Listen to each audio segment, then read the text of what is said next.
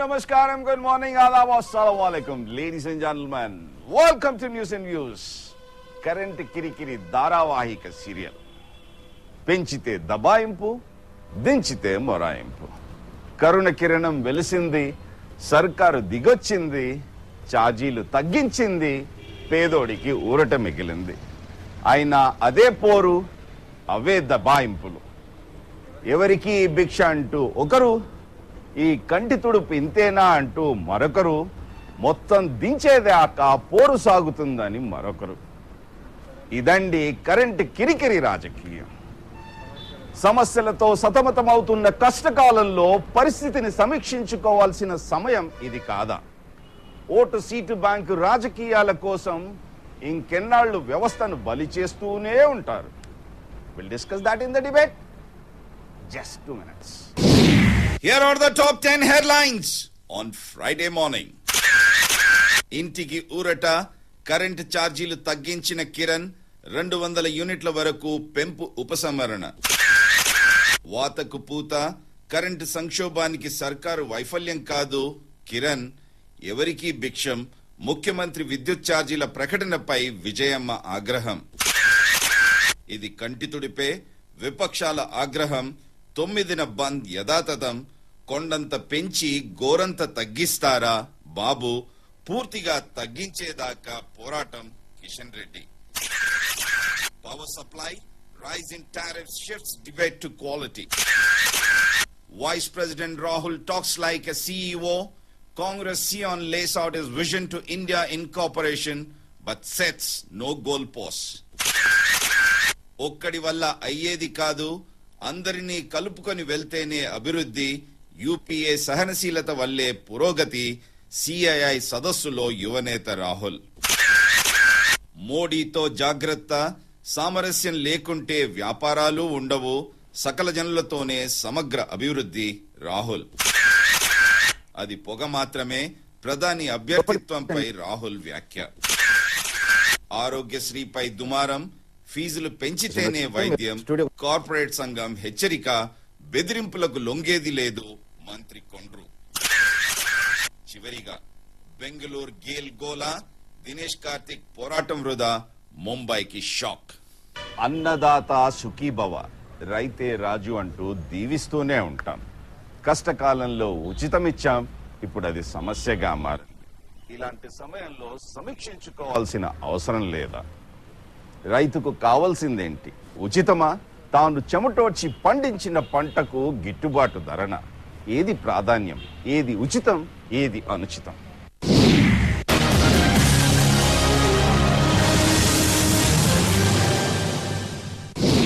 దినదిన గండం, కరెంటు భారం భారం, ఛార్జీల కరెంటు పోరు గరం గరం. అందల మెక్కాలంటే అన్నదాతకు అన్ని తాయిలాలే, తీరా కుర్చీ ఎక్కితే వ్యవసాయమే దండగా, కుర్చీ ఊడితే మళ్ళీ ఆల్ ఫ్రీ బాజా భజంత్రి. ఇదండి రాజకీయం, వ్యవసాయ రాజకీయం, కరెంటు రాజకీయం. సాగుకు లెక్కల్లేవు, రైతుకు రొక్కం లేదు. దశాబ్దాలుగా సొంతగా సాగుకు నడుం బిగించేవారు వ్యవసాయమే దండగా అని డిసైడ్ అయిపోయారు. అయినా రాజకీయ పెద్దన్నలు వ్యవసాయమే పండగ అంటూ తాయిలాలు ప్రకటిస్తూనే ఉన్నారు. ఇందుకు మచ్చుతునక వ్యవసాయానికి ఉచిత విద్యుత్. 2004లో గద్దెనెక్కేందుకు రాజకీయ పెద్దన్నలు రైతు సంక్షేమానికి మొదటి సంతకం చేస్తానన్నారు, పీఠం దక్కించుకున్నారు. బట్టలారేసుకోవాల్సి ఉంటుందన్న తీగల్లో కరెంటు పాకింది. 9 ఏళ్లు గడిచాయి, అదే పాట, అదే రాగం. ఫ్యూజులు ఎగిరిపోయాయి, కరెంట్ కిరికిరిగా మారింది. అయినా తీరు మాత్రం మారలేదు. సాగుకు లెక్కల్లేవు, రైతుకు రొక్కం లేదు. పంట చేతికొచ్చాక అన్నీ సమస్యలే. అన్నదాతను ఆదుకునేందుకు మార్కెటే లేదు. చెమటోడ్చి కడుపు మార్చుకొని రెక్కలు పిండిన మద్దతు ధర కరువాయే. ఇక ఉచితం వల్ల సాధించిందేంటి? వరుణుడి దయా దాక్షిణ్యాలపై ఆధారపడిన కృషి వలుడిని ఆదుకోవాలి, అందులో సందేహమే లేదు. కేవలం ఉచిత విద్యుత్ ఇచ్చినంత మాత్రాన అన్నదాత కష్టాలు గట్టెక్కుతాయా? రైతుకు కావలసిందేంటి? ఉచితమా, నాణ్యమైన సరఫరానా? అప్పుడు రాజకీయ వరాలు కురిపించారు. ఓకే, ఇప్పుడు సమస్యగా మారినప్పుడు పరిస్థితిని సమీక్షించాల్సిన అవసరం లేదా? వ్యవసాయానికి సగానికి సగం ఉచితం, మిగతా దానిపై ఛార్జీలు వసూలు చేసే అవకాశాలు మిన్నకుండిపోయాయా? నాణ్యమైన కెపాసిటర్లతో మోటార్లు లేకుండా పోవడంతో దుబారా ఎక్కువ అవ్వడం లేదా? వ్యవసాయానికి సోలార్ విద్యుత్తుని ఎందుకు ప్రోత్సహించలేకపోతున్నాం? వ్యవసాయ భారాన్ని పరిశ్రమలపై మోపడం ఎంతవరకు సమంజసం? రాష్ట్రంలో విద్యుత్ కొరతకు, సంక్షోభానికి అస్పష్టమైన విద్యుత్ విధానాలే కారణమా? ఉచిత విద్యుత్ పరిస్థితిని సమీక్షించాల్సిన సమయం ఇది కాదా? ఇంకా ఎన్నాళ్లు చేపలు పట్టడం నేర్పకుండా వండి నోట్లో కుక్కుతూనే ఉంటారు. ఉచితం అనుచితం.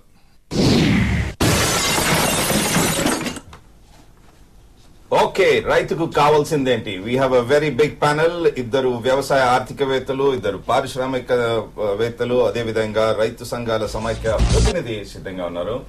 ముందుగా నా విజువల్ కింద జేఏ చౌదరి గారు, కో చైర్మన్ ఫికీ, దాని తర్వాత నా పక్కన గుణరంజన్ న్యాయవాది, అంతేకాకుండా మెంబర్ ఫాప్సీ, వారి పక్కన భాస్కర్ రావు గారు సెక్రటరీ స్వతంత్ర రైతు సంఘాల సమాఖ్య.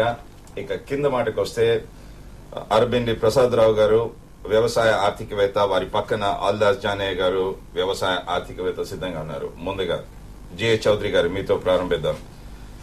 నిజంగా వ్యవసాయానికి ఉచిత విద్యుత్ అవసరమా? అన్నదాతకి ఉచిత విద్య కంటే కూడా మీరు ఇందాక చెప్పినట్ల ఒక సమగ్రమైన సొల్యూషన్ కావాలండి. ఇప్పుడు మిగతా రాష్ట్రాల్లో పంజాబ్, హర్యానా, రాజస్థాన్ లో వాళ్ళు రైతులకు ఉచిత విద్య ఇవ్వకుండా వాళ్ళు ఏం చేస్తున్నారంటే ఈ సోలార్ ఎనర్జీ, ఇప్పుడు సోలార్ ఎనర్జీ చాలా చీప్ గా వస్తుంది. అందులో 30% ఏమో ఎంఎన్ఆర్ఈ సెంట్రల్ గవర్నమెంట్ సబ్సిడీ ఇస్తుంది. ఈ 3 స్టేట్స్ ఏం చేశాయంటే 50% సబ్సిడీ సెంట్రల్ గవర్నమెంట్ ఇచ్చేది కాకుండా 50% సబ్సిడీ ఇస్తున్నారు. తర్వాత ఇప్పుడు ఫర్ ఎగ్జాంపుల్ చాలా మంది రైతులు 5 HP పంప్ సెట్స్ ఉంటాయి, వాళ్ళకి 5 HP పంప్ సెట్స్ ఉంటే ఇప్పుడున్న రేట్లలో ఒక 5 లక్షల రూపాయలు ఖర్చు అవుతుంది. అందులో దాదాపు 4 లక్షల పైన సబ్సిడీ రూపంలో వాళ్ళకి వస్తుంది. సో రైతు దగ్గర లక్ష కంటే కొంచెం తక్కువ ఇన్వెస్ట్మెంట్ చేసుకుంటే వాళ్ళ కంటిన్యూస్ పవర్, అంటే ఈ రోజు ఏమవుతుందంటే ఉచిత విద్య, ఉచిత ఎలక్ట్రిసిటీ అని చెప్పేసి, ఫ్రీ పవర్ అని చెప్పేసి వాళ్ళకి లో వోల్టేజ్, లో ఫ్రీక్వెన్సీలో పవర్ ఇస్తున్నారు. దానివల్ల మోటార్స్ అన్ని కాలిపోతున్నాయి. ఇన్ఫాక్ట్ మా ఊర్లో నేను వ్యవసాయం చేస్తున్నాను, చాలా సార్లు మోటార్స్ కాలిపోయినప్పుడంతా 5,000 10,000 తర్వాత అది ఏ టైం వస్తుందో తెలియదు. విపరీతమైన టెన్షన్స్, కాలిపోతే ఇమీడియట్ గా డీజిల్ పవర్ పంప్ సెట్స్ దొరకవు. దీనివల్ల పంట అంతా నష్టం అయిపోతుంది. దానికంటే కూడా ఒక పర్మనెంట్ సొల్యూషన్ ఇప్పుడు ఉంది, ఆ సొల్యూషన్స్ ఉన్నాయి. వాటి చేయడం వల్ల ఏమవుతుందంటే ఈ ఉచిత మనము వాళ్ళకి ఫ్రీ పవర్ లేకోకుండా సోలార్ పవర్ కంటిన్యూస్ గా వాళ్ళకి సబ్సిడీ ఇచ్చిన దాని వల్ల వాళ్ళకి వెసులుబాటు ఉంటుంది. దానివల్ల ఏంటంటే రైతు వాళ్ళు ఏ విధంగా ప్లాన్ చేసుకోవాలా, మామూలుగా అయితే మార్నింగ్ ఈవినింగ్ వాళ్ళ పంటలకు నీళ్లు ఇస్తారు. ఇప్పుడు ఈ ఫ్రీ పవర్ వల్ల ఎప్పుడు పవర్ వస్తుంది తెలియదు, రాత్రిపూట పవర్ వస్తుందా, తర్వాత వాడు దానికోసం వెయిట్ చేయాలా, తర్వాత మధ్యాహ్నం పూట వస్తే మధ్యాహ్నం పూట్ల ఆ టైం మంచి టైం కాకుండా కూడా ఆ పొలానికి నీళ్లు ఇస్తున్నారు. దానివల్ల చాలా నష్టపోతున్నారు. దానికంటే కూడా ఒక పర్మనెంట్ సొల్యూషన్ ఇస్తే బాగుంటుందని చెప్పి అనుకుంటున్నాం. ఓకే, గుణరంజన్ గారు 2004లో విద్యుత్ సబ్సిడీ భారం 1000 కోట్లు ఉన్నది. అంతకు ముందు కరువు వచ్చింది. ఆ నాయకుడు రోజు కాలిబాట పట్టి దాని తర్వాత వ్యవసాయానికి ఉచిత విద్యుత్ ఇస్తామన్నాడు. దాని తర్వాత ఇచ్చాడు. ప్రతిపక్షాలు పోరు ఏ విధంగా ఉన్నా కానీ అది ముందుకు సాగింది. ఈ రోజు సమస్యగా మారింది. సమస్యగా మారినప్పుడు సమీక్షించుకోవాల్సిన అవసరం లేదంటారు గుణరంజన్ గారు?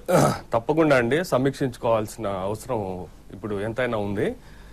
ఈ ఉచిత విద్యుత్ అనేది మామూలుగా మొదలు పెట్టినప్పుడు ఇది పాపులిస్టిక్ స్కీమ్ కింద ఎక్కువ మంది రైతులకు ఉపయోగపడే పద్ధతిలో అప్పుడున్న current availability, demand and supply సినారియోలో ఇంట్రడ్యూస్ చేయటం జరిగింది. అది ఇప్పుడు కెపాసిటీ అనేది అడిషన్ చేయకుండా ఉన్న దాని మీదనే ఆధారపడుకుంటా దాన్నే అందరికీ డిస్ట్రిబ్యూట్ చేయడం అనేది జరుగుతూ ఉంది.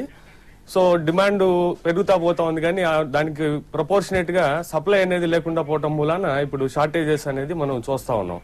సో ఈ అక్యూట్ షార్టేజెస్ పీరియడ్ లో దీన్ని డీల్ చేయాలా అనేది వాళ్ళు ప్రభుత్వం ఏదైనా కానీ దీని మీద సమీక్ష చేయాలి. తప్పకుండా చేసి ఉచిత విద్యుత్ అనే దాన్ని పూర్తిగా ఉచితంగా కాకపోయినప్పటికీ కొంతవరకు దాన్ని భారం తగ్గించుకుంటే దీని మీద వచ్చిన ఇన్కమ్ తో గవర్నమెంట్ దాన్ని జనరేషన్ మీద కాన్సన్ట్రేట్ చేస్తే బాగుంటుందని. ఓకే, ఆల్దేస్ జానే గారు, ఏ విధంగా చూడమంటారు? ఒక సమగ్రమైన ప్రణాళిక లేకపోవడం వల్లనే ఈ రోజు ఇలాంటి సమస్యలు ఎదుర్కొంటున్నాము.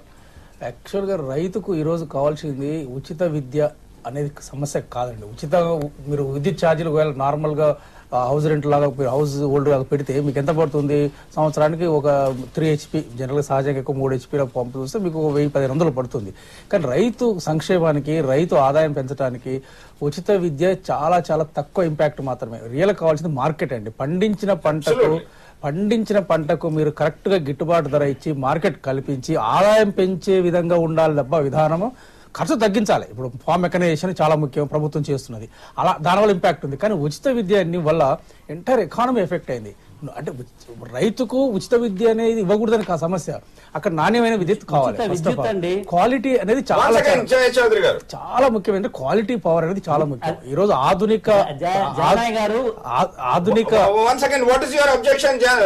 చౌదరి గారు అబ్జెక్షన్ ఏం లేదు. జారయ్య గారు ఉచిత విద్య అంటున్నారు, ఉచిత విద్యుత్ ఉచిత విద్యుత్ అనేది, ఫ్రీ పవర్ అనేది యాక్చువల్ గా రైతుకు చాలా తక్కువ ప్రయోజనం అండి. అది ఒక రాజకీయంగా మాత్రం చూస్తే అది ఒక పెద్ద ఒక మైక్రోస్కోప్ లాగా చూస్తున్నారు తప్ప ఈరోజు రైతుకు రియల్ గా మీరు రైతుల దగ్గర పోయి అడగండి, వాళ్ళు ఏమంటారు? మాకు గిట్టుబాటు ధర ఇవ్వండి, మాకు వాల్యూ అడిషన్ ఇవ్వండి. ఈరోజు కాస్ట్ రికవరీ ప్రైస్ కూడా లేదు మన రాష్ట్రంలో. మీరు వరి పండించడానికి 1500-1600 ఖర్చు అవుతుంది ఒక క్వింటాల్కి అనేది ప్రభుత్వమే చెప్తుంది, కానీ అక్కడ 1200 రావట్లేదు. సో ఇవి అలాంటి విధానాల ద్వారా రైతు ఆదాయం పెరుగుతుంది. ఒకసారి రైతుకు ఆదాయం పెరిగితే వాళ్ళు విద్యుత్ ఛార్జీలు కట్టడానికి ప్రాబ్లం లేదు. ఈరోజు ఎందుకు సంక్షేమం? బికాస్ వాళ్ళ ఆదాయం లేదు కాబట్టి విద్యుత్. సార్, ఇక్కడ రైతులు ఏనాడు కూడా ఉచిత విద్యుత్ కావాలని చెప్పి ఎన్టీ రామారావు గారి పరిపాలనలో కానీ చంద్రబాబు నాయుడు పరిపాలనలో కూడా ఎప్పుడు అడగలేదు. ఆ రోజున్న పరిస్థితిలో రైతులకి సరైనటువంటి సపోర్ట్ కావాలనే ఉద్దేశంతో యూనిట్కి హార్స్ పవర్కి 50 రూపాయలు చొప్పున ఛార్జ్ చేస్తూ, ఎందుకంటే ఆ ఛార్జ్ చేసే విధానంలో ఏంటంటే కరెంటు సద్వినియోగం కావాలి, సరిగా దాన్ని తీసుకురావాలనే ఉద్దేశంతో ఆ రోజు పెట్టినటువంటి వ్యవస్థ అనమాట. అటువంటిది రాజకీయ లబ్ధి కోసం ఒక వ్యక్తి ప్రజలకి అడగకుండానే ఉచిత విద్యుత్ అని ఇచ్చారు. రైట్, రైతులకు ఉచిత విద్యుత్ వద్దు అని చెప్పి ఎవరు చెప్పరు. కానీ నువ్వు ఇచ్చేటప్పుడు దానికి కావలసిన విధి విధానాలు కానీ, దానికి ఏ రకంగా వాళ్ళు వినియోగించుకుంటారు, దాన్ని ఏ రకంగా మెజర్ చేస్తాము, దాని మూలన వేరే రకంగా దుర్వినియోగం కాకుండా అది ఏ రకంగా సద్వినియోగం అవుతుంది, దాని మూలాన రైతులకు ఆర్థికంగా ఎంతవరకు ఉపయోగపడుతుంది. ఎందుకంటే రైతులకు కావాల్సింది లాభసాటి ధర తప్ప ఈ 50 రూపాయలు, 100, 500, 1000 రూపాయలు సరిపోయేటువంటి కరెంట్ కాదు. వాళ్ళు ఎప్పుడు అడగలేదు. వాళ్ళు మాకు ఎప్పుడు చేసినప్పుడు కూడా మాకు లాభసాటి ధర ఇవ్వండి, మేము పండించిన పంటలకు సరైనటువంటి కొనుగోలు ఏర్పాటు చేయండి, మా వాటికి కూడా ఎక్స్పోర్ట్స్ ఇవ్వండి, మాకు మంచి ప్రాసెసింగ్ యూనిట్స్ పెట్టండి, అట్లాగే స్టోరేజ్ ఫెసిలిటీస్ ఇవ్వండి అని చెప్పి ఎప్పుడు అడుగుతున్నారు తప్ప మాకు ఇచ్చేటువంటి 1000 రూపాయల లబ్ధి కోసం ఉచిత కరెంట్ అని ఏనాడు అడగలేదు.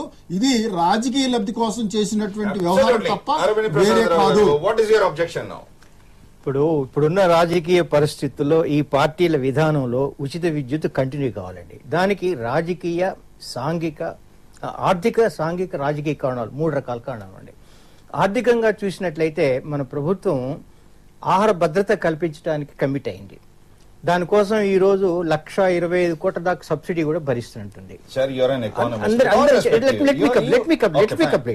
ఈ 1,25,000 కోట్లు కావాలంటుంది.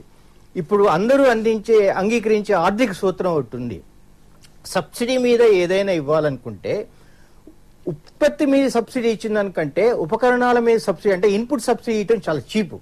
ఇక్కడ విద్యుత్ అనేది ఉపకరణం కాబట్టి మీరు ఆహార ధాన్యాలని, ఇతర వ్యవసాయ ఉత్పత్తులను చౌకగా ఇవ్వాలంటే పైన సబ్సిడీ ఇచ్చిన దానికంటే ఉపకరణాలకి ఇచ్చటం ఆర్థికంగా సమర్థనీయం. ఒక పాయింట్. రెండో పాయింట్ ఏంటంటే ఈ సాంఘిక కారణం.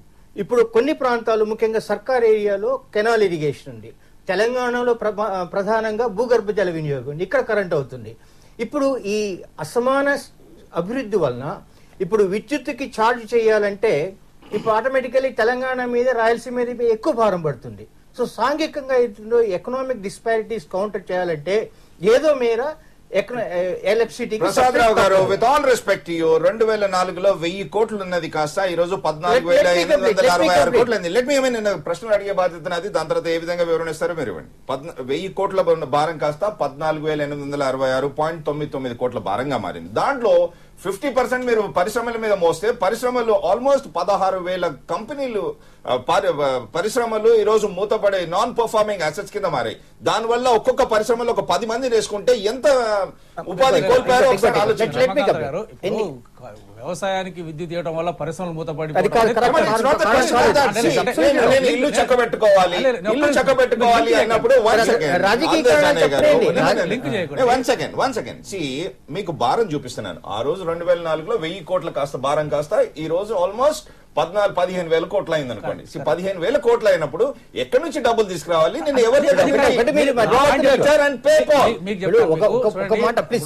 ఆర్థిక వ్యవస్థ చాలా ఆరోగ్యంగా ఉండాలి. ఫస్ట్ దానికి కావాలంటే ఏంటంటే ఆదాయాలు పెంచి పన్నులు వసూలు చేయడంలో తప్పు లేదు.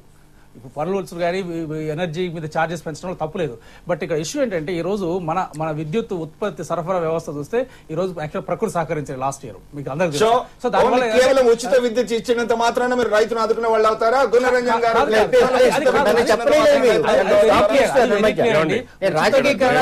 ఉచిత విద్యుత్ వల్ల రైతుకు ఆర్థిక పరిస్థితి పెరుగుతుంది సమస్య కాదు. ఫ్రీ పవర్ వల్ల ఈ రోజు రైతుకు ఆదాయం పెరుగుతుంది అనుకోవడం అది భ్రమ అంతే. అది కేవలం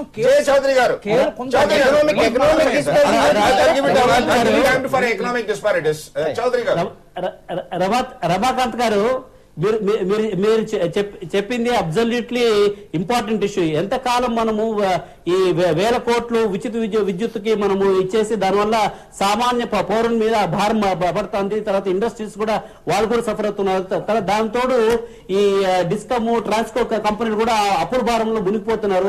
ఎంతకాలం దీనికి ఒక పర్మనెంట్ సొల్యూషన్ ఇస్తే మంచిది. కానీ దానివల్ల కంటిన్యూస్ గా మనం ఉచిత విద్యుత్ వాళ్ళకి ఇచ్చేసి మిగతా వాళ్ళంతా అఫెక్ట్ కావడం మంచిది. అందుకనే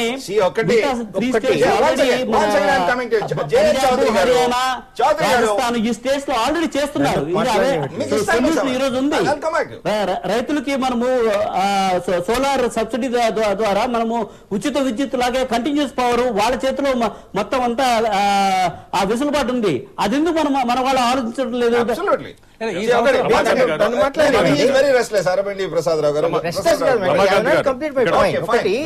ఎకనామిక్ డిస్పారిటీస్ కరెక్ట్ చేయాలి కాబట్టి ఏదో విధంగా సబ్సిడీ మాత్రం కావాలి ఈ ఎకనామిక్ డిస్పారిటీ కరెక్ట్ చేయడానికి. రెండో పాయింట్ రాజకీయం. ఇప్పుడు రాజకీయ కారణం ఏంటంటే ఈ గవర్నమెంట్ అధికారంలోకి వచ్చింది ఉచిత విద్యుత్ మీద వచ్చింది కాబట్టి ఈ గవర్నమెంట్ అంటే ఈ పార్టీ అధికారంలో ఉన్నంతసేపు తన వాగ్దానం నిలబెట్టుకోవాలి. అందుకని ఈ 3 కారణాలు అవుతున్నాయి. తర్వాత ఇంకోటి సోలార్ ఎనర్జీ అంటున్నారు. Yes, in principle that is okay. కానీ 5 లక్షల్లో 4 లక్షలు గవర్నమెంట్ సబ్సిడీ ఇచ్చినా 1 లక్ష గవర్నమెంట్ రైతు పెట్టుకోవాలి కదా. రైతుకు డబ్బులు ఒక ఫార్మర్ రైతు సంఘం అధ్యక్షులు ఫోన్ లైన్ లో ఉన్నారు. గాంధీ రామోహన్ గారు, గో హెడ్. హలో, చెప్పండి. ఇప్పుడు మన ప్రజాస్వామ్యంలో వరాలు ఇచ్చే శక్తి ఉంది కానీ వరాలు వ్యక్తించినప్పుడు ఉపసంహరించే శక్తి లేదండి. రెండోది, ఇప్పుడు ఉచిత విద్యుత్తు అవసరమా అనవసరమా అని ఆలోచన చేస్తే మన మాటని ఉచిత విద్యుత్ కనుక ఎత్తేస్తే చంద్రబాబు నాయుడు గారు ఊరుకుంటారా? ఆయన ఆల్రెడీ చంద్రబాబు నాయుడు గారు ఆల్రెడీ అంటున్నారు, చూసారా ముందు 3 సెట్ ఇచ్చాడు, వెనక 3 ఎగిరెగుతున్నాడని చెప్పని ఆయన అంటానే ఉన్నాడు. ఆ రోజు విద్యుత్ ఛార్జీలు వెంటబట్టి నన్ను దించారు, వీళ్ళని ఎక్కిచ్చారు అని అంటే నేను అసలు పెంచకపోయినా దించాను అని అంటలే ఆయన. నేను పెంచాను కాబట్టి దించారు, ఇప్పుడు వీళ్ళు అదే పని చేస్తున్నారు ఆయన అంటున్నాడు. విజయం గారు ఏమంటున్నారు, మేము బంగారంలో చూసుకునే వాళ్ళని వీళ్ళు ఈ మాయదారి సత్యం మాట వినొద్దు, వీళ్ళన్ని ధరలు పెంచుతున్నారు ఆమె ఒకవైపు అంటున్నారు. ఇలాంటి సమయంలో మహమ్మద్ బిన్ తుగ్లక్ని తీసుకొచ్చి హైదరాబాద్ కుర్చీలో పెట్టినా కూడా ఈ సబ్సిడీలు రద్దు చేసే పరిస్థితి రాదు. Fine you made your point Gunaranjan గారు. 2010-11లో 2004 to 2009 వరకు మీరు ఛార్జీలు పెంచలేదు. దాని తర్వాత 2010-2011లో 920 crores 1000 కోట్లు, 2012-13లో ఇప్పుడు 4,250 ప్లస్ ఇంకా 2000 వేస్తే ఆల్మోస్ట్ 6,310 కోట్లు వరకు పెంచారు. దాంట్లో మీరు తగ్గించింది 800 కోట్లు. ఇది 2010-2011-12 ఏదైతే హైకోర్టులో ఉంది నానుతా ఉంది. రేపు హైకోర్టు తీర్పు ప్రభుత్వానికి వ్యతిరేకంగా వస్తే ఆ ఛార్జీలు భరించేది ఎవరు? ఇప్పుడు దీంట్లో అండి ఈ ఎఫ్ఎస్ఐ అనేది ఇప్పుడు వీళ్ళు డిస్కామ్స్ వాళ్ళు ఏదైతే కలెక్ట్ చేస్తున్నారో దీన్ని దేని మూలాన వస్తుందంటే 30% ఆఫ్ కన్జంప్షన్ అగ్రికల్చరల్ సెక్టర్ కు పోతుంది. ఇక్కడ టోటల్ వాళ్ళు సప్లై చేసే దీంట్లో పవర్ లో ఈ 30% ప్రభుత్వం ఉచిత విద్యుత్ స్కీమ్ ప్రవేశపెట్టింది. మామూలుగా అయితే ఈ 30% అగ్రికల్చర్ మీద బర్డెన్ పడితే వాళ్ళు అగ్రికల్చర్ ఇస్తూ కట్టుకోవాలి, లేదంటే ప్రభుత్వం సబ్సిడీ ఇస్తుంది కాబట్టి సబ్సిడీ గవర్నమెంట్ భరించాలి. బట్ వాళ్ళు ఏం చేస్తున్నారు, ఈ సబ్సిడీ గవర్నమెంట్ భరించేది వాళ్ళు మీటరింగ్ లేకపోవడం మూలన అగ్రికల్చరల్స్ కి ఎంత కరెక్ట్ గా వినియోగం అవుతుంది, ఎంత దుర్వినియోగం అవుతుంది అనేది ఎవరికి తెలియదు ఇక్కడ. సో అండ్ గవర్నమెంట్ కూడా ఏం చేస్తుంది, ఈ సబ్సిడీని ప్రాపర్ గా 2003 ఎలక్ట్రిసిటీ యాక్ట్ ప్రకారం ఏంటంటే ఏ కన్స్యూమర్ కైనా కూడా సబ్సిడీ ఇవ్వాలనుకుంటే గవర్నమెంట్ ఫస్ట్ ముందు డిపాజిట్ చేయాలి డిస్ట్రిబ్యూషన్ కంపెనీ దగ్గర. అది స్కీమ్ ప్రకారం, యాక్ట్ ప్రకారం. బట్ మనకు అట్లా జరగట్లేదు. జరగకుండా వీళ్ళు ఏం చేస్తున్నారు, తర్వాత ఇస్తామంటున్నారు, డిస్కామ్స్ ఇవ్వట్లేదు. అల్టిమేట్లీ దీన్ని మళ్ళీ other consumers, domestic consumers, commercial consumers, industrial consumers మీద పాస్ ఆన్ చేస్తున్నారు. మీరు 2008-9 నుంచి చూస్తే ఇది బాగా ఇంకా ఎక్కువ అయిపోవడం జరిగింది. 8, 9, 9, 10, 11, 11, 12 ఎఫ్ఎస్ఐ కంటిన్యూగా ప్రతి సంవత్సరం కూడా మనకు వచ్చే రెగ్యులర్ బిల్స్ కంటే ఇప్పుడు ఎఫ్ఎస్ఐ రావడం మోర్ దాన్ 50% కంటే ఎక్కువ ఎఫ్ఎస్ఐ బిల్స్ వస్తున్నాయి. మీరు ఉత్పత్తి రేటు మీకు ఆల్మోస్ట్ అబౌట్ 35-36% పెరిగి మీరు ఛార్జీలు కూడా 22% పెంచకపోతే అఘాతం పూడ్చుకునేది ఏ విధంగా? ఇప్పుడు ఒకటేంటంటే మొత్తం దెబ్బతింటుంది. ఇక్కడ ఛార్జీలు పెంచకపోవడం అనేది ఒకటి, ఛార్జీలు పెంచకపోవడం అనేది ఒకటండి. ఇప్పుడున్న ఇన్ఫ్లేషన్ ప్రకారం ఎక్కడైనా మీరు ప్రపంచంలో ఎక్కడైనా చూడండి, ఛార్జీలు పెరగకపోవడం అనే కాన్సెప్ట్ ఉండదు. మేము 5 సంవత్సరాలు అసలు పెంచనే లేదు అనేది అది శుద్ధ అబద్ధం. ఎందుకంటే వాళ్ళు పెంచకపోవడానికి పర్యవసనం ఏంటంటే ఎఫ్ఎస్ఏ ఏదైతే డైరెక్ట్ గా చేయడం లేదా ఇండైరెక్ట్ గా కలెక్ట్ చేయడం అనేది జరుగుతుంది.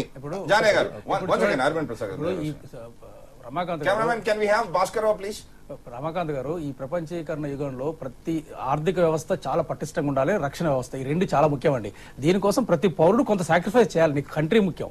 First of all economic stand పక్కా లేకపోతే ఎకనామిక్ వ్యవస్థ ఎప్పుడు బాగుంటుంది? మీకు ఆదాయం పెంచాలి. ఇంపార్టెంట్ ఏంటంటే పౌరుని ఆదాయం పెంచాలి, దానికి అనుకూలంగా పన్నులు పెంచుకోవాలి, ఆర్థిక వ్యవస్థను పటిష్టంగా ఉంచుకోవాలి. ఈ రోజు ఉచితము అని డెమోక్రసీలు ఏంటంటే anybody can tell anything. But ఫైనల్గా ఏంటంటే మన ఆర్థిక వ్యవస్థ పరాయి దేశం ఆర్థిక వ్యవస్థకు పోకుండా మనం పటిష్టంగా ఉండాలంటే మనకి ఇది చాలా ఇంపార్టెంట్. ఉచిత విద్య ఆ రోజు కరువు ఉండేది సమస్యగా దేశంలో ఎక్కడా లేదు ఉచిత విద్యుత్. ఈ రోజు రాష్ట్రంలో ఈ విధంగా ఉచిత విద్యుత్ ఇచ్చుకుంటా మిగతా మొత్తం వ్యవస్థను నాశనం చేస్తా ఉంటే ఏ విధంగా చూడమంటారు? ఇక్కడ మనం ఆలోచించాల్సింది ఉచితం అనేది కరెక్ట్ అయిన పద్ధతి కాదనేది మా ఆలోచన కూడా. ఒకటి వినండి సార్. ఇప్పుడు ఫస్ట్ ఎందుకంటే ఇవాళ టోటల్ ప్రొడక్షన్ లో 30% అగ్రికల్చర్ అంటున్నారు, 20%, 25% ట్రాన్స్మిషన్ లాస్ అంటున్నారు. అసలు ఈ 42% ఈ ట్రాన్స్మిషన్ లాస్ ఎవరి ఖాతాలో వెయ్యాలా, ఎవరు భరించాలా? అసలు ట్రాన్స్మిషన్ ఇంప్రూవ్ చేయకుండా, లాసెస్ తగ్గించకుండా ఈ భారం అంతా వేరే వాళ్ళ మీద సర్దాలనేటువంటి ప్రయత్నం ఇక్కడ చాలా నీచమైనటువంటి. గారు అరవింద్ ప్రసాద్ రావు గారు ఇస్ వెరీ రెస్ట్లెస్. ఈ సేస్ అవన్నీ కాకి లెక్కలు. Okay, I'll give you time. కాకి లెక్కలు అంటే మీరు రైతుకు మద్దతు ధర ఇవ్వరు, ఎరువులపై సరిగా సబ్సిడీ ఇవ్వరు, ఎరువులు సరిగ్గా దొరకవు, విత్తనాలు సరిగ్గా దొరకవు, ఈ అన్ని సమస్యలు ఉన్నప్పుడు కేవలం ఉచిత విద్యుత్ ఇచ్చినంత మాత్రాన బంగారు పళ్ళం ఇచ్చి దాంట్లో ఏం పెట్టకపోతే ఏ విధంగా రైతైనా భోజనం చేసేవాడు? రైతుల పక్షాన ఒకటి ఖచ్చితంగా కోరుకునేది ఒకటి ఉందండి. ప్రభుత్వము ఎన్నికల ప్రణాళికలో ఏదైతే ప్రకటిస్తుందో అది ఖచ్చితంగా అమలు కావాలి. ఇప్పుడు ఇవాళ రాజకీయం చేసుకోండి, రాజకీయం కాదు, చేసుకోండి, రాజకీయ ఓట్ల నిర్ణయాలు, రాజకీయం రాజకీయ వ్యవస్థ నిర్ణయాలు- ఎందుకు నాశనం చేస్తున్నారు మీరు? వ్యవస్థలో భాగమే రాజకీయ వ్యవస్థ అంటే పైనుంచి ఊడిపడి మిగతా కాంగ్రెస్ పాలిత రాష్ట్రాలు ఎందుకు ఇవ్వట్లేదు మరి ఈ రోజు? వాళ్ళు ఎన్నికల ప్రణాళికలు ప్రకటించింది కాబట్టి అడుగుతున్నారు, లేకుంటే ఎందుకు ప్రకటించారు? ఎవరిని మోసం చేయడానికి? ఒకదాకా ఎందుకండి ఇవాళ ఆహార భద్రత పేరు మీద నిజంగా ఒకటి సార్, నిజంగా ఓట్లు రాలిస్తాయా? ఒకటి పంజాబ్ లో ఏమైంది? పంజాబ్ లో ఏమైంది? ఒక కాంగ్రెస్ నాయకుడు ఓడిపోయాడు కదా. ఆహార భద్రత చట్టం మీద అభిప్రాయం సో ఇది ఒకటే సమాధానం. ఆహార భద్రత చట్టం అంటే మీరు ఒకటి with all respect you Arvind Prasad గారు, మీరు సబ్సిడీలు ఇవ్వరు, ఎరువులకు సబ్సిడీలు ఇవ్వరు, ఎరువులు సరిగా దొరకవు, విత్తనాలు సరిగా దొరకవు, రైతుకు రుణాలు సరిగా దొరకవు. ఈ విధంగా ఇలాంటి సమస్యలు ఉన్నప్పుడు కేవలం ఉచిత విద్యుత్, అది కూడా 4 గంటలు 5 గంటలు ఇచ్చేది మాత్రం సాధ్యం. ఆలోచించకూడదు. జయ చౌదరి గారు రెస్పాండ్ టు అరవింద్ ప్రసాద్ రావు గారు. ఇప్పుడు ఐసోలేటెడ్ గా ఆలోచించకూడదు. Very important. రమాకాంత్ గారు, నేను ఒక్క విషయం చెప్తానండి. రమాకాంత్ గారు, ఇప్పుడు మన ప్రభుత్వం ఉచిత విద్యుత్ ద్వారా ఎంత నష్టపోతుందో ఆ డబ్బులు కన్నా పెడితే అందరికీ రైతులకి సోలార్ ఈజీగా సప్లై చేయొచ్చు. దానివల్ల పర్మనెంట్ గా ఈ ప్రాబ్లం సాల్వ్ చేయొచ్చు. వాళ్ళకు విద్యుత్ వచ్చినట్టు ఉంటుంది. ఈ పర్మనెంట్ గా ఈ ప్రాబ్లం సాల్వ్ అవుతుంది. ఆ భారం మిగతా ప్రజలు అలాంటిది సమగ్రమైన ఆలోచనతో చేయాలి. కానీ sir, is it not one time investment? Once again, Jay Chaudhary garu, is it not one time investment? Solar మీద మీకు technical point just one time investment. ఈ సంవత్సరం ఉచిత విద్యుత్ వల్ల ఎంత గవర్నమెంట్ నష్టపోతుంది, ఆ డబ్బులు తీసుకెళ్లి వాళ్ళకి సోలార్ పంప్ సెట్ ఆ ఇన్వెస్ట్మెంట్ ఫ్రీగా ఇచ్చేస్తే దానివల్ల ఒక పర్మనెంట్ సొల్యూషన్ వచ్చేస్తుంది. Once again, Janay garu, what is the problem? జయ చౌదరి గారు చెప్పిన పాయింట్, సోలార్ ఎనర్జీ అనేది పర్మనెంట్ దీర్ఘకాలిక సొల్యూషన్ అనేది అది అందరూ ఒప్పుకుంటారు. కానీ టెక్నికల్ ప్రాబ్లం ఒకటి ఉంది. పంజాబ్ హర్యానాలో వాటర్ టేబుల్ టెక్నికల్ ప్రాబ్లమ్స్ ఉన్నట్టు వాటి అధిగమించొచ్చు కదా. ఆర్థిక వ్యవస్థను అస్తవ్యస్తం చేసుకోవాలి.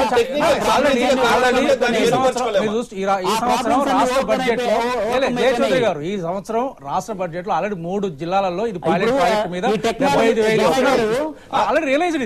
ఇది మీరు సోలార్ సౌరశక్తి ఆధారిత ఆల్రెడీ సోలార్ ఎనర్జీతో పంపు సెట్లను రైతులకు సబ్సిడీ మీద ఇవ్వడానికి 3 జిల్లాలు పైలట్ బేసిస్ మీద ఈ బడ్జెట్ ఆల్రెడీ పెట్టిండ్రు. అది ఆల్రెడీ గోయింగ్ ఆన్. కానీ అక్కడ ఒకటి ఏంటంటే, ప్రస్తుతం ఉన్న టెక్నాలజీలో కేవలం 80-100 ఫీట్స్ నుంచే వాటర్ పంపు చేసే కెపాసిటీ ఉంది. కానీ మన దురదృష్టవశాత్తు ఏదైనా మన రాష్ట్రంలో 30 లక్షల పంపు సెట్స్ ఉన్నాయి. అన్ని 400, 300 గారు దాన్ని అధిగమించలేని పరిస్థితి. భాస్కర్ గారు ప్రాబ్లం లేనే లేదు. ఎగ్జాక్ట్లీ. భాస్కర్ గారు దాన్ని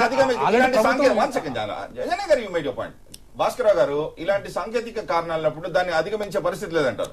ఇందుట్లో కూడా 2-3 రకాలుగా దీన్ని ఫాలో అవ్వచ్చు సార్. ఎందుకంటే వేరెవర్ పాసిబుల్ 50 ఫీట్ 100 ఫీట్ ఉన్న చోట మనము ఈ ఎనర్జీకి సోలార్ ఎనర్జీకి వెళ్ళొచ్చు. Wherever there is not possible we can go for this. ఆ రకంగా కూడా కొంత మనం ప్రయత్నం చేయొచ్చు. కానీ అసలు ఇక్కడ కావాల్సింది ఏంటంటే సార్, ముఖ్యంగా రైతుకు కావాల్సిన ఇన్పుట్స్ కానీ సరైన ధరకు ఇవ్వకుండా, క్వాలిటీ ఇవ్వకుండా, తర్వాత తను అమ్ముకునే సరుకు కావాల్సిన రేట్ ఇవ్వకుండా చేసినంతసేపు ఇట్లానే ఉంటుంది. తనకి లాభం వచ్చినంతసేపు ఎంత రేటుకైనా సరే కొని ఉపయోగించుకోవడానికి రైతు సిద్ధంగా ఉన్నాడు. మార్కెట్ వ్యవస్థనే లేదు. ఏదైతే ఇవాళ మనం తను పండిన పంట మార్కెట్ లోకి వస్తే కొనడానికి కావాల్సిన సరైన ఏర్పాట్లు లేవు. ఒకవేళ దాచుకుందామంటే గోడౌన్స్ లేవు. తర్వాత దాన్ని ఏదైనా ఆగ్రో ప్రాసెస్ చేద్దామంటే వ్యవస్థ లేదు. అట్లాగే ఏదైనా ఆ లోన్ పెట్టి తీసుకుందామంటే బ్యాంక్స్ ముందుకు రావట్లేదు.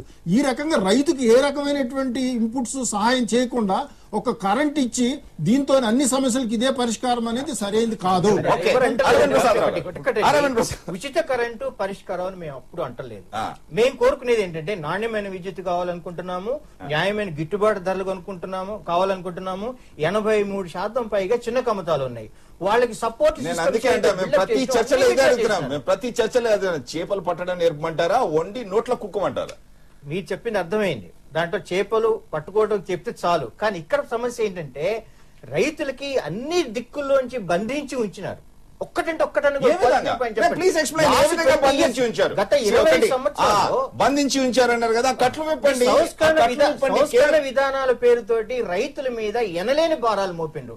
వాళ్ళ ఉద్దేశం ఏంటంటే రైతులు దివాళీ తీపిచ్చి ఈ భూముల్ని కంపెనీలకు అప్పచెప్పి వాళ్ళ చేత చేయించాలని చెప్పారు. రాష్ట్రంలో ఎన్ని ఉన్నాయి? Give me the instances. ఇప్పుడు గుణరంజన్ గారు, cameraman, can we have Gunaranjan on the line, please?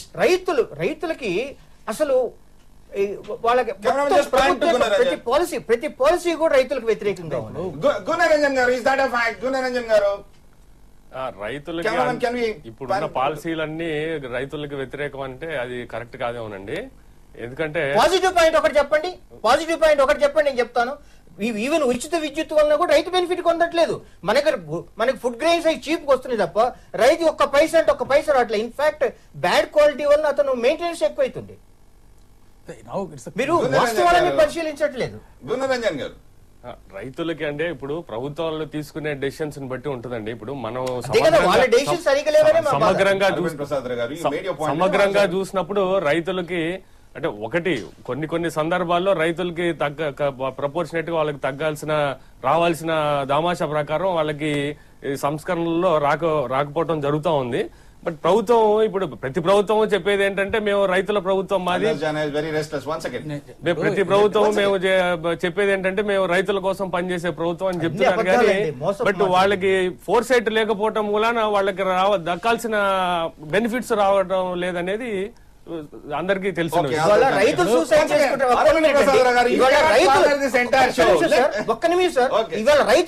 చేసుకుంటారు కానీ ఏ పారిశ్రామికవేత్తలు సూసైడ్ చేసుకుంటున్నారా? ఇది కరెక్ట్ కాదండి. పారిశ్రామికవేత్తలు రైతుల కంటే ఎక్కువ సఫర్ అవుతున్నారు.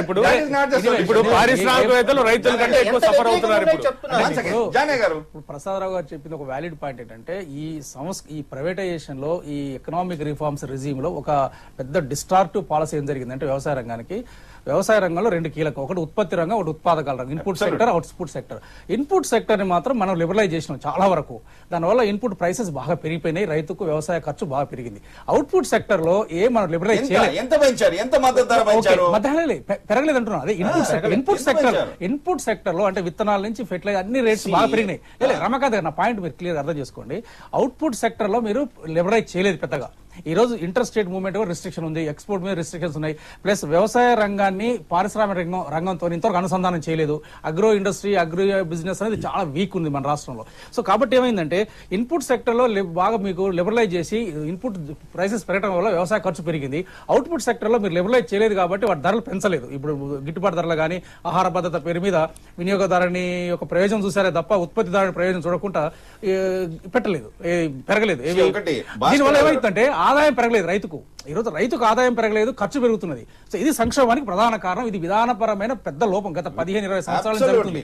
ఇంతేగాని ఈ ఉచిత విద్యుత్ వల్ల ఆదాయం పెరుగుతుంది. ఇదంతా ముఖ్యంగా మీకు సంస్కరణలను, వ్యవసాయ విధానాన్ని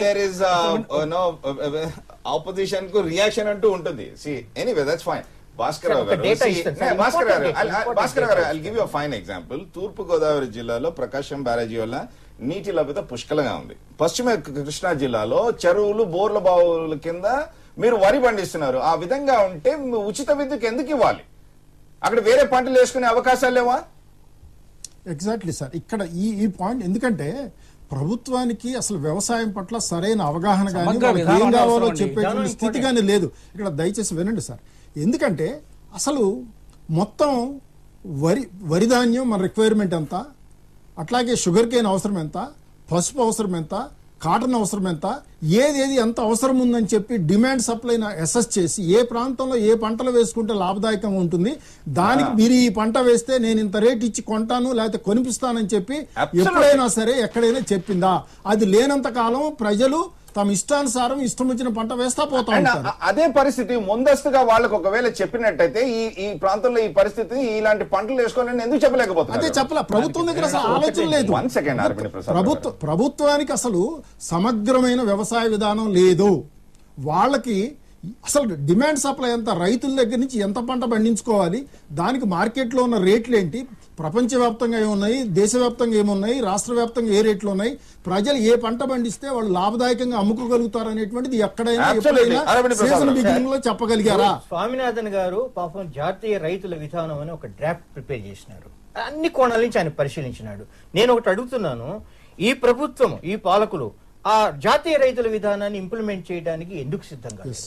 అవును. ఇప్పుడు తర్వాత పారిశ్రామికవేత్తలు ఇప్పుడు అన్ని ఓవరాల్ గా సమగ్రమైన దృక్పథం కావాలి కదా, ఈ జాతీయ రైతుల విధానం ఇంప్లిమెంట్ కావాలని పారిశ్రామికవేత్తలు ఎందుకు కోవట్లేదు? వాళ్ళకి అన్ని చీప్ కావాలి, కానీ వాళ్ళు ఏది బాధ్యత తీసుకోవడానికి సిద్ధంగా లేరు. ఈరోజు ఎన్ని అంటే చీప్ రైతు కావాలి? ఒకటే. ఉంది. ఓకే, జయ చౌదరి గారు, we have to come to my rescue. నా వాళ్ళందరికీ చీప్ కావాలి, మరి రైతులు మాత్రం ఆదుకోదు. ఏ విధంగా పారిశ్రామికవేత్తలు ఆదుకోదు? రాయితీ ఇచ్చినంత మాత్రాన పారిశ్రామికవేత్తలకి వీళ్ళకి ఉచితం ఇస్తున్నారు అంటే ఆచితూచి అడుగులు ఇవ్వట్లేదా? ఓన్లీ కేవలం ఒకరిని దోచుకొని ఇంకొకరికి ఇస్తున్నారు. ఆ రంగం కూడా సంక్షేమంలో పోయింది. అగ్రికల్చర్ ఇండస్ట్రీ ఈ రెండు కూడా చాలా ఇంపార్టెంట్. మన కంట్రీ ముందుకు పోవాలంటే అగ్రికల్చర్ ఉండాలా, ఇండస్ట్రీ కూడా ఉండాలా.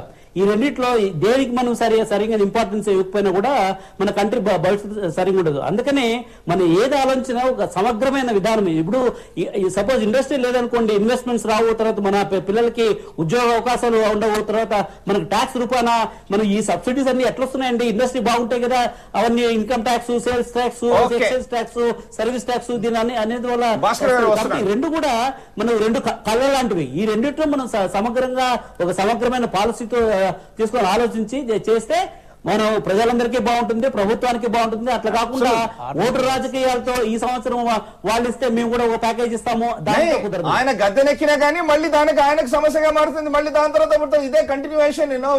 ఆయన ఎక్కుతాడు, ఈయన దిగుతాడు, ఈయన ఎక్కుతాడు, ఆయన ఎక్కుతాడు. భాస్కర్ గారు, ఈ సమయం లేదు, let's have a quick round.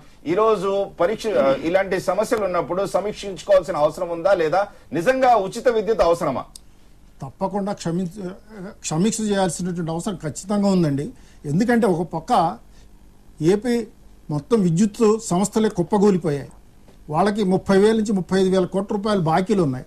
అసలు ఈ జెన్కోని ప్రోత్సహించి వాళ్ళ ద్వారా ఉత్పత్తి చేసేటువంటి రకంగా ఏ రకమైన ఏర్పాటు చేయకపోవటం, పూర్తిగా ప్రైవేటు ఉత్పత్తిదారుల మీద ఆధారపడటం అనేది చాలా తప్పు. ఓకే, గుణరంజన్ గారు.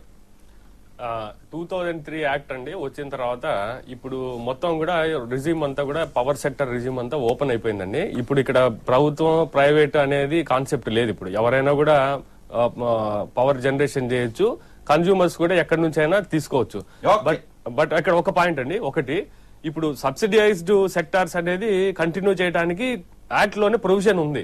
ఇప్పుడు సబ్సిడీలు ఎవరైతే ఇప్పుడు భరించాలనేది కూడా ఉంది. ఇప్పుడు ఇండస్ట్రీను కమర్షియల్ సెక్టార్స్ వాళ్ళు సబ్సిడీలు అగ్రికల్చర్ కు వచ్చేటి వాళ్ళు భరిస్తున్నారు.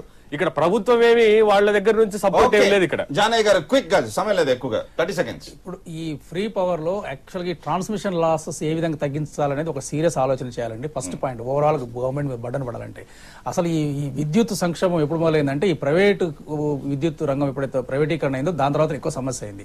అది విద్యుత్ సంబంధించింది. వ్యవసాయం సంబంధించి సమగ్ర విధానం అవసరం అండి. ఈ రోజు రైతుల ఆదాయం అదే వ్యవసాయాన్ని పారిశ్రామిక రంగానికి అనుసంధానం చేసే విధంగా ఉండాలి. జానయ్య గారు చెప్పినంత ఒప్పుకుంటానండి. ఎందుకంటే సమగ్రమైన దృక్పథం కావాలి. ఒక్క ఎలక్ట్రిసిటీ చూసి మిగతా అంతా. Okay fine. జయ చౌదరి గారు, ఇందాకే చెప్పానండి, మనకు ఈ ఉచిత విద్యుత్ మన గవర్నమెంట్ ఎంత నష్టపోతోంది. ఆ డబ్బుల్ని మనం సోలార్ పంప్ సెట్స్ లో ఇన్వెస్ట్ చేస్తే అది పర్మనెంట్ సొల్యూషన్. ఈ ప్రాబ్లమ్స్ అన్నిటికీ అదే సొల్యూషన్. ఓకే, ఒకటి జానయ్య గారు, సోలార్ లో అన్ని సమస్యలు ఉన్నాయి. టెక్నికల్ ప్రాబ్లమ్స్ ఎప్పుడైనా మనం అధిగమించవచ్చు. కానీ మొత్తం technology America is trying to fly solar plane నడిపించినప్పుడు ఒక మోటార్ నడిపించలేదు. నేను దాన్ని వ్యతిరేకిస్తలేనండి. సోలార్ పంప్ సెట్స్ మనకు పర్మనెంట్ సొల్యూషన్.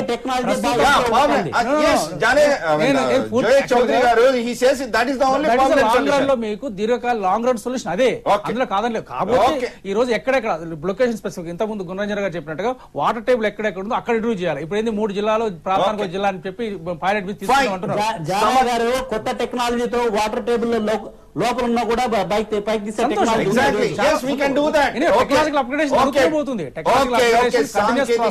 సాంకేతిక అంశాలు ఒకవేళ ఉంటే వాటిని అధిగమించవచ్చు. ఇప్పటికైనా గానీ ప్రభుత్వం ఉచిత విద్యుత్ పై ఆలోచించాలి. వ్యవసాయాన్ని సమస్య 1 second అరవింద్ ప్రసాద్ రావు గారు, లెట్ మీ కన్క్లూడ్.